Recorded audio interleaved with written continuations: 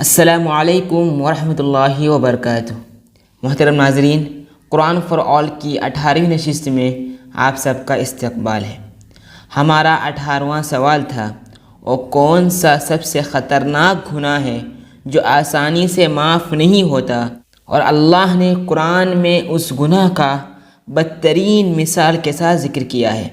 قرآن پڑھ کر صرف آیت منتخب کریں، اور ہم نے آپ کے لیے 4 آپشن دیا تھا۔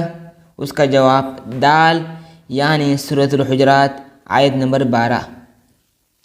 اللہ تبارک و تعالیٰ قرآن میں ارشاد فرماتے ہیں، اعوذ باللہ من الشیطان الرجیم، بسم اللہ الرحمن الرحیم، یا ایہا الذین آمنوا اجتنبوا کثیرا من الظن ان بعض الظن اثم ولا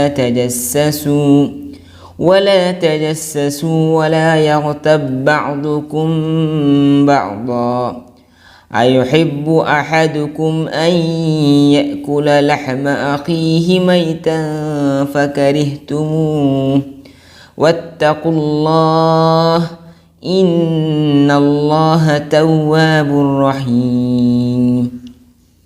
یا ایہا الذین آمنوا، یا ایہا مانے اے، الذین آمنوا جو لوگ ایمان لائے، اجتنبوا بچو، کس سے بچو؟ کثیرا من الظن بہت سے بدگمانیوں سے، ان بعض الظن بے شک بعض گمان، بے شک بعض بدگمانیاں، اثم ولا تجسسوا گناہ ہوتے ہیں، اسم مانے گناہ، ولا تجسسوا اور نہ ٹٹول میں رہا کرو ایک دوسرے کی۔ اس کی وضاحت میں آگے کروں گا، پہلے ترجمہ پیش کر رہا ہوں۔ ولا یغتب اور غیبت نہ کرو، بعضکم بعضا ایک دوسرے کی آپس میں غیبت نہ کرو۔ ایحب کیا کوئی پسند کرتا ہے، احدکم تم میں سے کوئی، ان یأکل کہ وہ کھائے، ان یأکل لحم اخی، ان یأکل مانے کھانا، لحم اخی اپنے بھائی کا گوشت، کیسے بھائی کا گوشت؟ میتن مردار بھائی کا گوشت، فکرہتموہ یقیناً تم اس سے گھن کرو گے، واتقوا اللہ اور اللہ سے ڈرو، ان اللہ تواب الرحیم بے شک اللہ تواب یعنی توبہ قبول کرنے والا ہے، اور رحیم اور مہربان ہے۔ یہاں پر ظن کا تذکرہ کیا گیا ہے۔ ظن کے معنی بدگمانی کے آتے ہیں، کسی متقی صالح پرہیزگار کے بارے میں کوئی ایسی غلط چیز سوچنا کہ وہ تہمت کے معنی میں آتے ہو، وہ جھوٹ ہو، وہ اس چیز سے اس کا کوئی تعلق نہ ہو، ایسا سوچنا بدگمانی ہے۔ اور نبی کریم صلی اللہ علیہ وسلم نے ارشاد فرمایا ہے، اکذب الحدیث کہا ہے، اس کو ایسا سوچنے کو اکذب الحدیث کہا ہے، یعنی سب سے جھوٹی بات۔ اور بخاری کی ایک روایت میں فرمایا ہے، ایاکم والظن کہ ظن سے بچے رہو۔ مگر کوئی ایسا شخص ہے جو دن رات فسق و فجور میں مبتلا رہتا ہے، اس کے بارے میں سوچنا اس کو بدگمانی نہیں کہتے۔ بدگمانی صالح یا نیک انسان کے بارے میں ایسی بات سوچنے کو بدگمانی کہتے ہیں۔ ولا تجسسوا یعنی ٹٹول میں رہا نہ کرو ایک دوسرے کے۔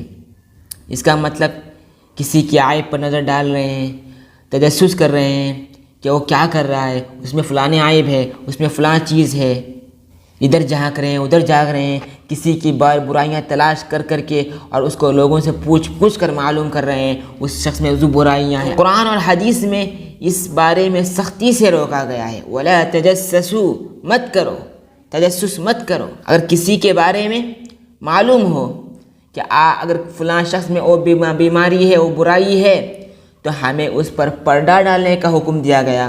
اگر ہم اپنے کسی بھائی کے برائی پر پردہ ڈالیں گے تو اللہ تبارک و تعالی ہماری برائیوں پر بھی پردہ ڈالیں گے، لوگوں کی نگاہ سے اس کو چھپائیں گے۔ اگر کوئی ایسا شخص ہے تو جو کھلا بے حیائی کرتا ہے، ساری دنیا کو معلوم ہے، وہ تو اپنے کردار سے دوسروں کو معلوم کروا رہا ہے، مگر اگر ہم اپنی ذات سے اپنی طرف سے لوگوں سے پوچھ کر معلوم کر کے ادھر سے ادھر سے اگر ہم دوسروں کو بتائیں گے تو وہ ہمارے لیے گناہ ہوگا.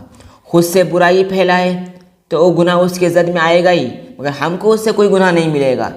ہم کو گناہ اسی وقت ملے گا جب ہم اس کی غیر موجودگی میں جا کر اور دوسروں سے پوچھ کر پھر دوسروں کے پاس جا کر اس کی غیبت کرتے ہیں. قرآن میں اس سختی سے روکا گیا ہے. نبی کریم صلی اللہ علیہ وسلم نے اس بارے میں سختی سے روکا ہے.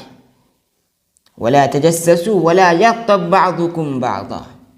ایک دوسرے کی غیبت نہ کرو. غیبت کہتے ہیں 4 آدمی کہیں بیٹھے ہیں، کسی دوسرے بھائی کے متعلق کوئی ایسی بات کہنا، اگر وہ سنے گا تو اسے ناگوار گزرے. صحابہ کرام نے پوچھا کیا رسول اللہ اگر اس شخص میں وہ برائی ہے تو کیا کریں؟ نبی کریم صلی اللہ علیہ وسلم نے ارشاد فرمایا برائی ہے تو اس لیے غیبت کہتے ہیں. اگر اس شخص کے اندر وہ برائی نہیں ہے، وہ بیچارہ نیک انسان ہے، تو بہتان ہوا، تہمت ہوا، اس کا عذاب پھر الگ سے ملے گا. بہرحال یہ دونوں چیزیں اپنی اپنی جگہ پر بڑے جرم کا جگہ رکھتی ہے. اور یہاں پر کتنی بری مثال دی ہے کہ کوئی مردار بھائی کا گوشت کھانا پسند کرے گا. ایک تو انسان کا گوشت، پھر اوپر سے میں مردار، پھر اوپر سے اس کا بھائی. کتنی بری مثال دی ہے. اور غیبت کی کتنی قباحت بیان کی گئی ہے.